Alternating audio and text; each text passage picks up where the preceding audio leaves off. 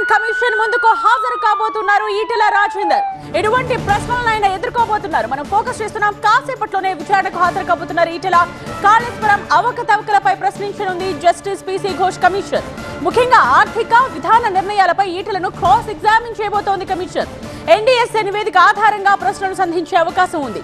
Design నాణ్యత లోపాలు అవకతవకలపై ప్రధానంగా విచారణ జరుగుతుంది. కంప్లీషన్ సర్టిఫికేట్, నిధులు, బ్యాంక్ గ్యారంటీల విడుదల, అంచనాల పెంపు పైన ప్రశ్నలు అడగబోతోంది కమిషన్.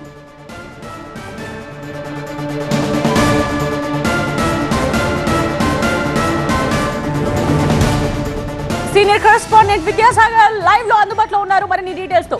సో విద్యాసాగర్, అప్పట్లో ఆర్థిక మంత్రిగా ఉన్న ఈటెల నుండి కమిషన్ ఇవాళ ఏం తెలుసుకోబోతోంది? కాళేశ్వరం న్యాయ కమిషన్ ముందు విచారణకు మరి కాసేపట్లో హాజరయ్యేందుకు షామీర్పేట నివాసం నుంచి ఈటెల రాజేందర్ బయలుదేరబోతున్నారు.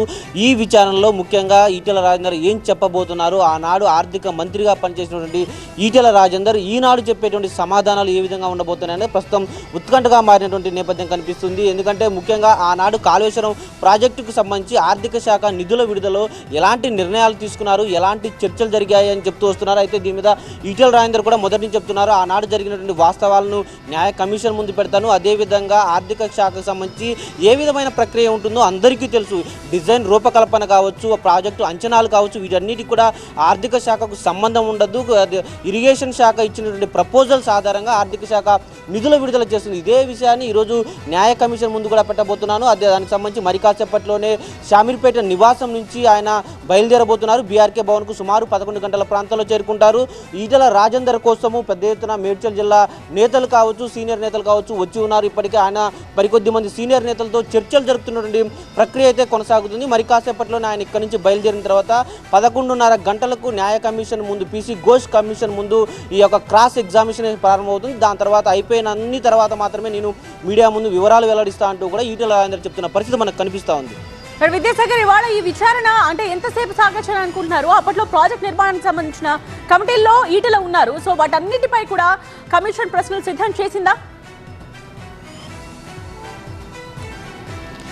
డెఫినెట్గా. ఎందుకంటే ఇప్పటి వరకు న్యాయ కమిషన్ దాదాపు 200లకు పైగా అధికారులు కావచ్చు, సిబ్బంది కావచ్చు, ఈ ప్రాజెక్టుకు సంబంధించిన వారు అందరినీ కూడా విచారణ జరిపిన తర్వాత అందులో వచ్చినటువంటి అంశాల ఆధారంగా ఆర్థిక శాఖలో మంత్రిగా పనిచేయడంతో పాటు వివిధ కాళేశ్వరం ప్రాజెక్టు కమిటీలకు సంబంధించి కీలక నేతృత్వం వహించారు. కాబట్టి వాటన్నిటిలో కూడా ఆర్థిక లావాదేవీల విషయంలో మీ మీద ఏమైనా ఒత్తిళ్లు వచ్చాయా, ఎక్కడైనా ప్రాజెక్టులో అవకతవకలు మీ దృష్టికి వచ్చినా సరే వాటిని ముందుకు తోసి వెళ్ళారా, లేకపోతే ఎలాంటి ప్రక్రియ జరిగింది, అదేవిధంగా కాళేశ్వరం కార్పొరేషన్ ఏర్పాటు చర్చలు కూడా మీ ముందు ఏమైనా జరిగాయన్నటువంటి అంశాల మీద కూడా లోతుగా చర్చించేటువంటి అవకాశం అయితే కనిపిస్తుంది. ముఖ్యంగా ఒక ఆర్థిక మంత్రిగా పనిచేసినటువంటి మంత్రికి తెలియకుండా ఏమీ జరగదు. డెఫినెట్గా ఈ ఆర్థిక లావాదేవీల విషయంలో అవకతవకలు జరగడానికి ఏమైనా ఆస్కారం ఉన్నప్పుడు మీరేమైనా అబ్జెక్షన్స్ పెట్టారా, ఇలాంటి అంశాల మీదనే క్లియర్గా ఫోకస్ చేయబోతున్నట్టుగా కూడా ఇప్పటికే కమిషన్ చెప్తున్న నేపథ్యంలో దానికి సంబంధించి సమాధానాలు కూడా ఇచ్చేందుకు తాను సిద్ధంగా ఉన్నానంటూ కూడా ఇటు ఈటెల రాజేందర్ చెప్తున్నారు. ఉన్నది ఉన్నట్లుగా అయితే కమిషన్ ముందు చెప్పి వస్తానంటూ మొదటి నుంచి కూడా ఈటెల రాజేందర్